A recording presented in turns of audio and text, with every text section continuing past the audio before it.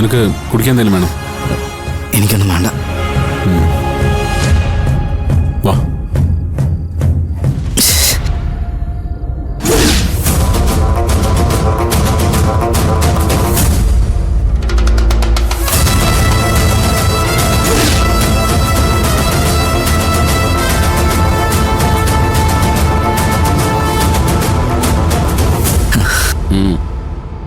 ആദിത്യനെ കണ്ടുപിടിച്ച് തിരികെ കൊണ്ടുവന്നതിന് ഉപാന്തത്തിന് അഭിനന്ദനം അർഹിക്കുന്നു.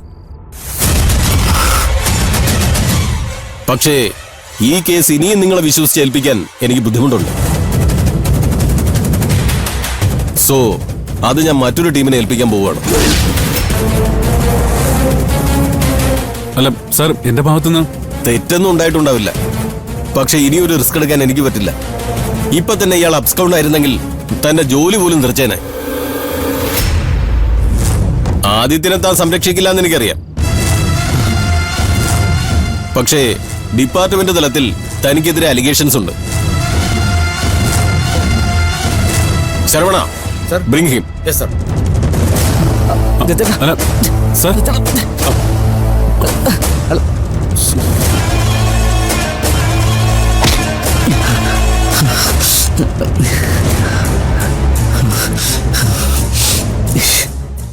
താനെന്താ വല്ലാതെ ഭയക്കുന്നുണ്ടല്ലോ. താൻ ഒരാൾ കാരണം എത്ര പേരാ ബുദ്ധിമുട്ടിയതെന്നറിയോ? തന്റെ അളിയന്റെ പണി പോലും താൻ കളയുന്ന ലക്ഷണോ? ഈയിടോ പലതരം പ്രണയവും ഞാൻ കണ്ടിട്ടുണ്ട്. പക്ഷേ ഇങ്ങനെ ഒരെണ്ണം ആദ്യമാ. തന്റെ പ്രായം കഴിഞ്ഞാ ഞാനും വന്നത്. പ്രണയിക്കുന്നതൊരു തെറ്റൊന്നുമല്ല. ഈ പ്രായത്തിൽ പ്രണയിക്കാതിരിക്കുന്നതാണ് തെറ്റ്. അങ്ങനെയുള്ളവരെ ന്യായമായും എന്തോ ജനറ്റിക് മിസ്റ്റേക്ക് ഉണ്ടെന്ന് ഞാൻ പറയും. പക്ഷെ ആദിത്യ, തന്നെ പോലെ ജീവിതം വെച്ച് പ്രണയിക്കുന്നത് വലിയ മണ്ടത്തരമാണ്. ഇപ്പോ അതിന്റെ കോൺസിക്വൻസസ് തനിക്ക് മനസ്സിലാവില്ല. കുറച്ചു കഴിഞ്ഞ് ജീവിതത്തിൽ നമ്മൾ ഒറ്റപ്പെടുമ്പോ, ഇപ്പൊ ഈ ചുറ്റുമുള്ള ആളുകളും സഹായികളും സൗഹൃദങ്ങളും എല്ലാം പെയ്തൊഴിഞ്ഞു കഴിയുമ്പോ നമ്മൾ ആലോചിക്കും നമുക്ക് നഷ്ടപ്പെട്ടു പോയ കാലത്തെക്കുറിച്ച്. പക്ഷേ അന്നങ്ങനെ ആലോചിച്ചിട്ട് ഒരു പ്രയോജനം ഉണ്ടാവില്ല. നഷ്ടപ്പെട്ടാൽ തിരികെ കിട്ടാത്ത ഒറ്റ വിലപ്പെട്ട വസ്തുവേ ഉള്ളൂ ഈ ഭൂമിയിൽ. അത് സമയമാണ്. എന്തിനാണോ താൻ തന്റെ ജീവിതത്തിലെ ഏറ്റവും പ്രഷ്യസ് ആയ ടൈം ഇങ്ങനെ വേസ്റ്റ് ആക്കുന്നത്? തനിക്ക് ഒരു കുഴപ്പവും സംഭവിക്കില്ല. താൻ എന്നോടെങ്കിലും തുറന്നു പറ, ആ പെൺകുട്ടി എവിടെ? പൂജ. എനിക്കറിയില്ലെന്ന് ഞാൻ എത്രയോ തവണ പറഞ്ഞതാണ് സാർ. താൻ നന്നാവില്ലെന്ന് തീരുമാനിച്ചിരിക്കല്ലേ? അറിയാത്ത കാര്യം ഞാൻ എങ്ങനെയാ സാർ പറയുന്നേ? നീ എന്നെ കൊണ്ട് അക്രമം കാണിപ്പിച്ച് അടങ്ങുമല്ലേ?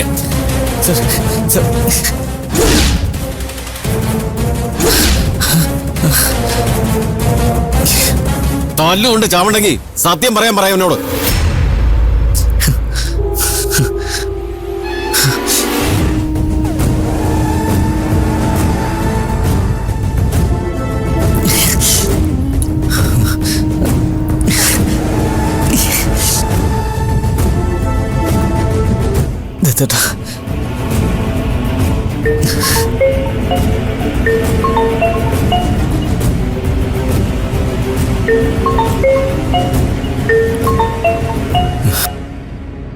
മാമിയ, ഞാൻ എന്താണ് പറയേണ്ടത്?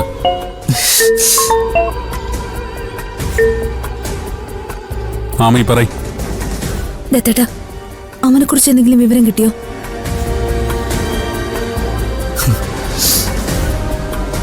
ഇല്ല. ഞാൻ വിളിക്കാമി. ദത്തേട്ടാ,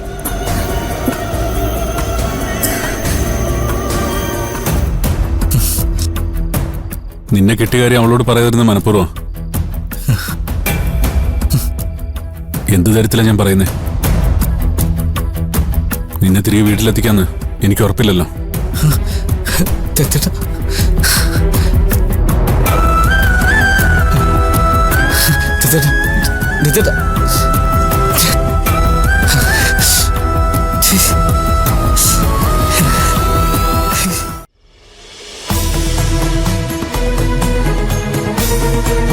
അമ്മേ, അമ്മേ വാതിലും തുറക്കം.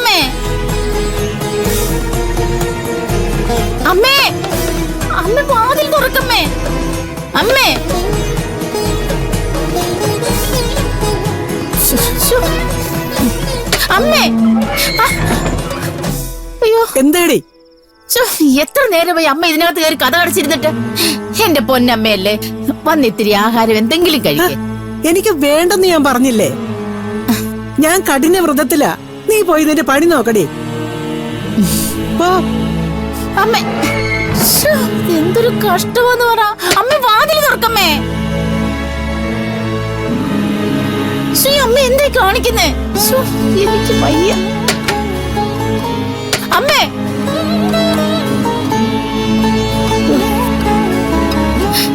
അമ്മേ ശ്ശോ, എനിക്ക് വയ്യ. അമ്മ ഭക്ഷണം കഴിക്കാൻ വിളിച്ചിട്ട് വരുന്നില്ല. ഞാൻ പട്ടിണി കിടന്ന് മരിച്ചോട്ടേന്ന് മുത്തശ്ശി തീരുമാനിച്ചിട്ടുണ്ടാവും. എന്നെ വളർത്തിയതിന്റെയും പഠിപ്പിച്ചതിന്റെയും ഒക്കെ പ്രതിഫലമായിട്ട് മുത്തശ്ശി ചോദിക്കുന്നതും അതായിരിക്കും. സാരമില്ല, എന്റെ ജീവനാണ് മുത്തശ്ശിക്ക് ആവശ്യമെങ്കിൽ അതെടുത്തോട്ടെ.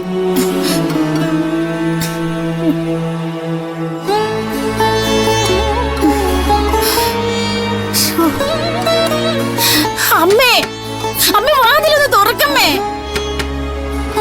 അമ്മേ അമ്മ വാതിലൊന്ന് തുറക്കമ്മേ. അമ്മേ എന്താടി, മനുഷ്യന് മനസ്സമാധാനത്തോടെ പ്രാർത്ഥിക്കാനേ സമ്മതിക്കില്ലേ? അമ്മ ഈ കാണിക്കുന്ന നിഷേധത്തിന്റെ ഫലം എന്താണെന്ന് അറിയാമോ? അമ്മ കഴിക്കുന്നില്ലെങ്കിൽ ആമ്മി മോള് ഒന്നും കഴിക്കുന്നില്ലെന്ന് തീരുമാനിച്ചിരിക്കുക.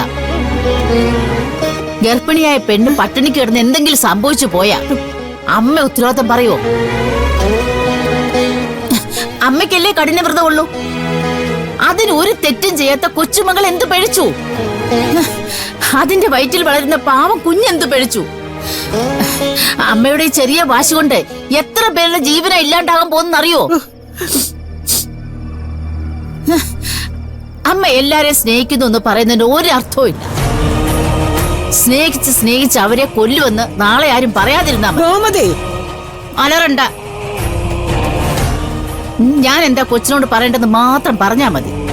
പട്ടിണി കിടന്ന് ചാവണോ അതോ ഭക്ഷണം കഴിക്കാൻ മുത്തശ്ശി തയ്യാറായിരുന്നു? ഞാൻ കഴിച്ചോളാം. അത് പോരെ? മതി, അത് മതി. എനിക്കത്രയും കേട്ടാ മതി. അയ്യോ.